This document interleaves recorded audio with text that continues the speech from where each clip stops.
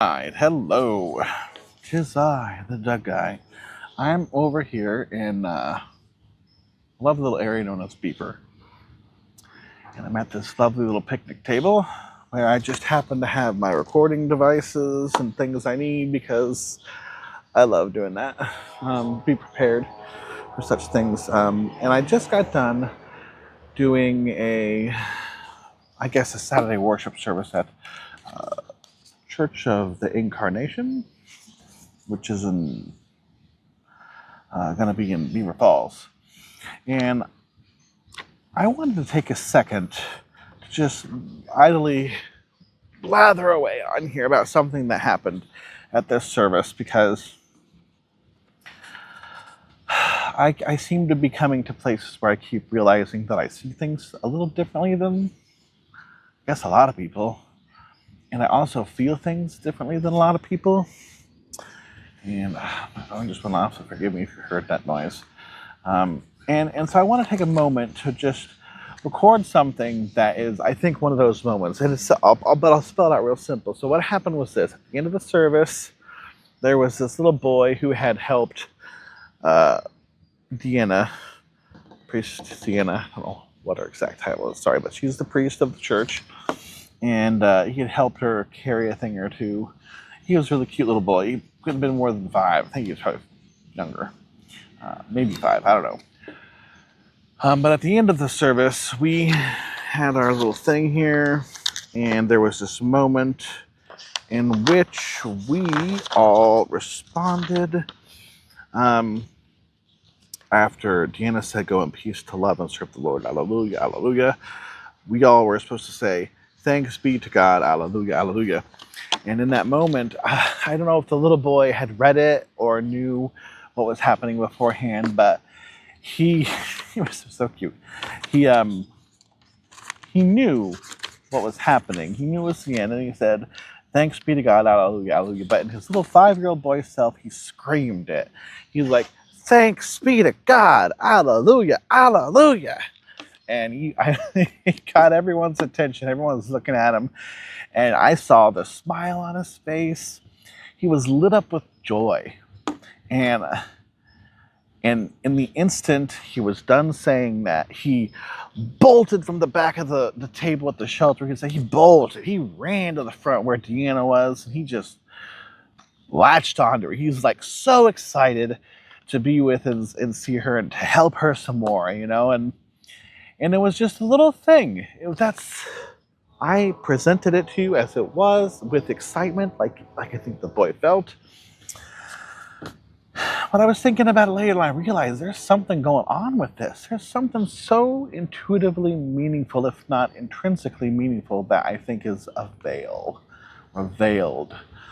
from what was going on. And I think, the tangible world we live in has a spiritual reality associated with it. Like, we're in a spiritual war too, as much as we often tend to be in physical on this world. So, not that this was a war dynamic thing, but I think that boy, I think he just knew. There was some goodness. There was something about Deanna that he really enjoyed and really loved, and was so, in his little boyhood, enamored with, and so excited that he could be trusted to help and to be part of something greater than who he was, but with someone he cared about and enjoyed so much. And I got to see that. I got to witness that. At the end of this service, it just kind of, it was like it welled up. And I think as the priest who is officiating the service, there is an element to the priesthood where Deanna was, in a sense, being a Christ-like figure. She was giving us the truth of Christ.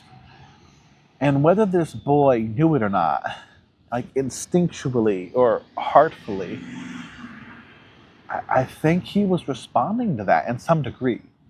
And even if he wasn't, like, specifically, the reality is Christ was still in that. He was still present and accounted for in all that is going on, because he is the creator of all things. And There's no way he could not be there. And so I just saw this moment where this little boy kind of erupted with elated joy at whether it was the finish of the service or the finish of the service in Deanna, or whether he gets to be back with her in a way again, whatever it was. There was this wonderful, oh, there's a train down there. Doesn't seem to be being too loud, but hopefully my noise canceling will cancel out. Either way, I digress.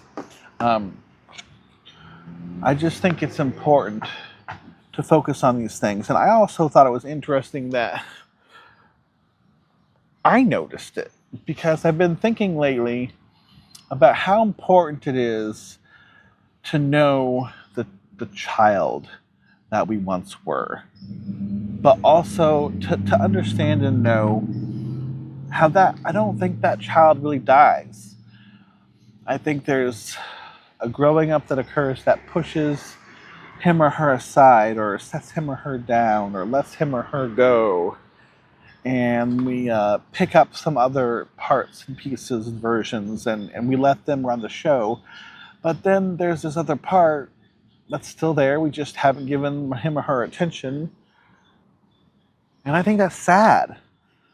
It's like you grow up drawing and playing in the creek and, taking pictures, and you end up in a law firm sitting at a desk in a suit every day, arguing with people who are bickering about money because it's the most important thing ever.